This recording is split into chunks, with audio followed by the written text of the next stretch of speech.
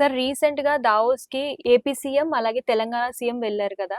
So మనకి ఏపీకి ఎంత లాభం వస్తుంది, అలాగే తెలంగాణకి ఎంత లాభం వస్తుంది పెట్టుబడులు? లాభం కాదు, ఉమ్, పెట్టుబడులు ఎంత వస్తాయని. ఇప్పటికైతే ప్రస్తుతానికైతే తెలంగాణ ఆ, ఆ, రాష్ట్రమే ముఖ్యమంత్రి ఎక్కువ ఎంఓఏలు చేసుకున్నారు. ఉమ్, 1,40,000 కోట్ల పైన పెట్టుబడులకు వచ్చేటట్టు వివిధ కంపెనీలతో ఎంఓఏలు కుదుర్చుకున్నారు. ఉమ్, ఏపీలో కొంచెం తక్కువే వచ్చినాయి. ఏపీ రాష్ట్రం తరపున ఎంఓఏలు చేసుకునేది కొంచెం తక్కువే చేసుకున్నారు. ఉమ్, కొత్తగా ఏర్పాటు చేసడము, రాజధాని సమస్యలు ఉండడంతో తక్కువగానే ఎంఓఏలు చేసుకున్నారు. కానీ ఇవి ఏమవుతుందంటే ఈ చేసుకున్న ఎంఓఏలన్నీ వస్తాయని నమ్మకం లేదు. ఉమ్, నేను వీళ్ళకు ఒక కొత్త పేరు పెట్టిన, పెట్టుబడులు. 5 స్టార్ బిచ్చగాళ్ళు అని. ఓకే. ఎందుకు పెట్టాను అని అంటే, వీళ్ళు ఎంఓఏలు ఎక్కడగా ఇండస్ట్రియల్ కాన్ఫరెన్సెస్ జరిగినా కానీ వీళ్ళు వెళ్తారు, ప్రభుత్వాలు వస్తాయి, మేము ఈ సహకారాలు అందిస్తాం, ఈ ప్రోత్సాహాలు ఇస్తాం అని చెప్పి చెప్తారు. వాళ్ళు ఎంఓఏలు చేసుకుంటారు. చేసుకున్నాక ఎంఓఏలు అమలు చేయాలని ఎక్కడా ఉండదు. ఇది రూల్ ఏం లేదు. ఏదో వాళ్ళకి ఇష్టమైతే చేసుకుంటారు. వాళ్ళకి ఏదన్నా అవసరం ఉండి విజయవాడలో, అమరావతిలో ఒక ఫ్యాక్టరీ ఒక పరిశ్రమను స్థాపించాలనుకున్నారనుకోండి, అప్పుడు ఈ ఎంఓయూ చూపిస్తారు. ఎంఓయూ చేసినారు, మీరన్నీ పర్మిషన్ ఇప్పించుకునే దానికి, దాంట్లో నుంచి కొన్ని ప్రోత్సాహకాలు ఇప్పించుకునే దానికి ప్రయత్నం చేస్తారు. అదే హైదరాబాద్లో పెట్టదలుచుకున్నారు ఎవరన్నా ఒక పరిశ్రమ. పెట్టదలుచుకున్నప్పుడు ఆ ఎంఓయూ చూపించి మేము ఎంఓయూ చేసుకున్నాం, స్పెషల్ ప్రిఫరెన్సెస్ ఇస్తారు పర్మిషన్స్ ఇవ్వడంలోనూ. అంతేగాని ఎంఓఏలు చేసుకున్న వాళ్ళంతా పెట్టుబడులు పెట్టి పరిశ్రమలు స్థాపించుతారంటే అది ఒట్టి మాట. ఇంతకుముందు కూడా గతంలో కూడా వైజాగ్లో జరిగి వేల కోట్ల రూపాయలకు ఎంఓఏలు చేసుకొని పోయి ఒకటి వచ్చింది లేదు. పెట్టుబడులేమో ఈ దినం ఆకర్షణీయంగా చెప్పుకుంటారు, ఇద్దరు చీఫ్ మినిస్టర్లు చెప్పుకోవచ్చు. ఈయనంగా ఎక్కువ తెలంగాణ చీఫ్ మినిస్టర్ ఎక్కువ సంపాదించినాము, ఎక్కువ ఎంఓఏలు చేసుకున్నాము అని చెప్తున్నారు. అక్కడ కొంచెం తక్కువ ఎంఓఏలు చేసుకున్నారు. సక్సెస్ అయ్యే ఛాన్సెస్ తక్కువ ఉన్నాయి. సక్సెస్ అనేది వాళ్ళకి ఇష్టం ఉంటే పెడతారు, లేకపోతే లేదు. అంతే. సార్ మీర్పేట్లో ఒక కేసు అనేది హల్చల్ అవుతుంది ప్రెసెంట్. అంటే హస్బెండే వైఫ్ ని కిరాతకంగా చంపారు. సో దీనికి ప్రభుత్వం ఎలాంటి యాక్షన్ తీసుకుంటే మంచిదంటారు?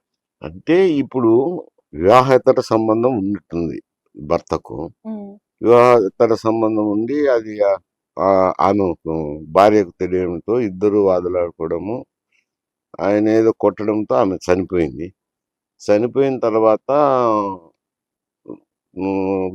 సాక్ష్యాలను రూపుమాపే దానికోసం ముక్కలు ముక్కలు కోసి బకెట్లు వేసి హీటర్ పెట్టి వేడి చేసి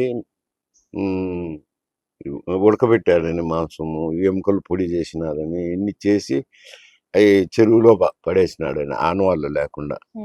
తర్వాత భార్య తల్లితో కలిసి ఒక కంప్లైంట్ ఇప్పించారు.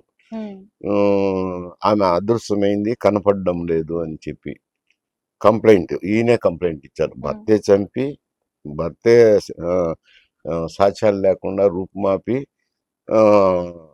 భార్య తల్లితోనూ అతను కంప్లైంట్ ఇచ్చారు. ఆ పోలీస్ ఇన్వెస్టిగేషన్ జరిగేటప్పుడు వాళ్ళు ఈ సీసీటీవీ కెమెరాలు ఉంటాయి కదా, ఉన్నప్పుడు భార్య లోపలికి పోయింది చూసినారు, కానీ బయటకు వచ్చింది దాఖలాలు లేవు. ఇతను బయటికి లోపలికి తిరిగిన దాఖలాలు ఉన్నాయి. అనుమానం వచ్చి పోలీసులు అరెస్ట్ చేసి విచారణ చేసి తెలికి ఇదంతా బయటపడింది, ఇదంతా ఒప్పుకున్నాడు. ఇప్పుడు కేసు రుజువుల కోసం, సాక్ష్యాల కోసం వాళ్ళు పోలీసులు కింద మీద తలకిందులు అవుతున్నారు. రూపు మాపేసినాడు, అంత సాక్ష్యాలు ఏమి లేకుండా. మరి ఆ సాక్ష్యాలన్నీ వాళ్ళు సేకరించాల్సిన అవసరం ఉంది. అయితే ఇది మంచి పద్ధతి కాదు, మంచి సాంప్రదాయం కాదు. ఎవరము హర్షించము ఇటువంటి కేసుల గురించి. మంచిది నేను ఎంత పకడ్బందీగా కేసు కోర్టులో నిలవాలి కదా, వాదనలకు ప్రతివాదనకు నిలబడేటట్టు చేయమనే ఎవరైనా కోరుతారు. పోలీసులు అంత దర్యాప్తు ఎక్కువ చేసి, సమగ్రంగా దర్యాప్తు చేసి కేసు సాక్ష్యాధారాలతో బనాయిస్తే మంచిదే. అతనికి శిక్ష పడాల్సిందే. ఈ ఘాతుకం చేసినందుకు శిక్ష పడాల్సిందే. ఇది సమాజానికి మంచిది కాదు. మంచి సాంప్రదాయం కాదు, మంచిది కాదు. ఇతరులు నేర్పించినట్లవుతుంది కాబట్టి ఒక మారు ఇటువంటి వారికి శిక్ష పడితేనే భయమన్నా ఉంటుంది ఇతరులకు. అయితే ఇతను ఒక ఎక్స్ ఆర్మీ మ్యాన్ అయ్యుండి, అంటే దేశాన్ని కాపాడే ఆ వ్యక్తి అయ్యుండి సొంత ఇంట్లోనే ఇలా చేయడానికి గల కారణం ఏంటి సార్? ఉన్నాడు, కొద్ది కాలం ఏదో ఆర్మీలో పనిచేశారు, అంటే చిన్న హోదాలో పనిచేశారులేండి, పెద్ద హోదా కాదు. ఆర్మీ నుంచి రిటైర్ అయ్యి వచ్చినాక ఏదో ఈ చేష్టలు చేసినారు. ఆర్మీ నుంచి వచ్చిన వాళ్ళందరూ దేశానికి పాటుపడిన వాళ్ళు, దేశ రక్షకులు అనేదానికి లేదు కదా. లక్షలాది మంది సైనికులు ఉన్నప్పుడు వాళ్ళలో చెడు ప్రవర్తన ఉండే వాళ్ళు కూడా కొందరు ఉంటారు కదా. ఉండినప్పుడు ఇటువంటివన్నీ జరుగుతున్నాయా? అది ఆర్మీని తప్పులు పట్టలేము. ఆర్మీలో ఎప్పుడైనా డిసిప్లిన్ నేర్పిస్తారు, దేశం పట్ల భక్తి ఉండాలని ప్రోత్సహిస్తారు, అవన్నీ నేర్పిస్తారు. కానీ నేర్చుకుని ఆచరించాలి కదా. ఇంతమంది సైన్యం ఉన్నప్పుడు ఎవరో ఒకరు కొందరు వ్యక్తులు దుష్టులు ఉండే ఉంటారు. అయితే అతనికి శిక్షపడి ఇతరులకు గుణపాఠం కావాల్సిందే. అది ఏంట సార్, రీసెంట్ గా పవన్ కళ్యాణ్ గురించి చూసుకున్నట్లయితే తను ఎప్పుడైతే ఈ డిప్యూటీ సీఎం పదవిలోకి వచ్చారో అప్పటి నుంచి ఆయనకి బెదిరింపు కాల్స్ కానివ్వండి, అలాగే మన్యంలో ఫేక్ ఐపీఎస్ కానివ్వండి, అలాగే విజయవాడలో పుస్తక ఆవిష్కరణలో విద్యుత్ అంతరాయం కానివ్వండి, రీసెంట్ గా జనసేన కార్యాలయంలో డ్రోన్ హల్చల్ కానివ్వండి, ఇవన్నీ కనుక చూసుకున్నట్లయితే పవన్ కళ్యాణ్కి ఏమైనా థ్రెట్ ఉందా? అంటే రాజకీయంగా ఎవరైనా టార్గెట్ చేస్తున్నారా? ఆయనకి ఏమైనా ప్రాణహాని ఏమైనా ఉందంటారా? ఆయనకు థ్రెట్ చేయాల్సిన అవసరం ఉంది. ఎందుకంటే ఆయన జనసేన పార్టీ పెట్టుకున్నారు. కొంచెం కాపు సామాజిక వర్గంలో కూడా ఆ పార్టీ పట్ల అభిమానం ఉంది. ఇప్పుడు తెలుగుదేశం అంటే కమ్మ సామాజిక వర్గం ప్రాముఖ్యతనిచ్చినట్టు జనసేన పార్టీకి కూడా కాపు సామాజిక వర్గము, రాయలసీమలో నుండి బలిజ సామాజిక వర్గము గట్టి మద్దతు ఇస్తున్నారు. వాళ్ళకు ఒక అభిప్రాయ భేదం అని ఉండేదానికి అవకాశం లేదు. గతంలో కొంత మేరకు రంగా సంఘటనల తర్వాత కమ్మ సామాజిక వర్గం, కాపు సామాజిక వర్గం కొంత చీలికలు ఉన్నాయి. ఒకరికొకరు అవినాభ సంబంధాలు తక్కువ ఉండేటివి. అవి రాను రాను రాను జగన్మోహన్ రెడ్డి వచ్చినప్పుడు నేను అడిగాను కొందరిని, ఈ ఇద్దరు కలుసుకుంటే కింద ఓటు ట్రాన్స్ఫర్ అవుతుందా అని. అక్కడ పాతరం నాయకులు ఉన్నారు కదా, మాతో పాటు సమానంగా పనిచేసిన వాళ్ళు అడిగితే, లేదండి ఇప్పుడు అవుతుంది, ట్రాన్స్ఫర్ అవుతుంది. తెలుగుదేశము జనసేన కలిస్తే కాపులు కమ్ములు కలిసి పనిచేస్తారు. ఎందుకంటే గత జగన్మోహన్ రెడ్డి గారు లోకల్ బాడీ ఎన్నికలు జరిపినప్పుడు ఒంటెత్తు పోకర్లో పోయినారు కదా.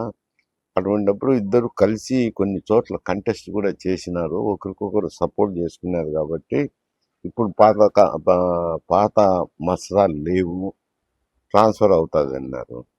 మరి ఇప్పుడైతే కూటమి ప్రభుత్వంలో నేను అనుకోవడం, కొన్ని అయాతి డ్రోన్లు అని అంటే ఇప్పుడు ప్రైవేట్ వ్యక్తుల దగ్గర కూడా డ్రోన్లు ఉన్నాయి కాబట్టి అవి ఎగరచ్చు. కానీ మంతనాలు జరిపెట్టి సీక్రెట్లు తెలుసుకోవాలంటే రూమ్లో మాట్లాడేటప్పుడు డ్రోన్లు ఏం చేస్తాయి, ఏం చేయవు కదా. తర్వాత కరెంట్ అంతరాయాలు ఇటువంటి జనరల్ ఫేక్ పోలీసులు అంటే చున్నుబోనో రకరకాల వాళ్ళు వచ్చింటారు. అవి ఆయనకు ప్రాణహాని చేసేదానికి జరిగిన సంఘటనలని నేను అనుకోబోను. అవి ఏదో అయాచితంగా జరిగినయో. కొందరు ఇప్పుడు ఫేక్ పోలీసు పోయినారు, ఎందుకంటే దగ్గరుండి చూడొచ్చు కదా పోలీస్ వ్యక్తిని, అట్లా పోయి ఉండొచ్చు కదా. అటువంటివి ఏమన్నా ఉంటాయేమో అని అనుకుంటాను. అతనికి శత్రువులు అనే వాళ్ళు ఎవరున్నారు? ఎవరు లేరు కదా. ఉండినప్పుడు కదా ఇటువంటి సంఘటనలు జరిగేది. థ్యాంక్ యూ సార్, మీ విలువైన సమయాన్ని వెచ్చించి మా కోసం మంచి ఇన్ఫర్మేషన్ ఇచ్చారు.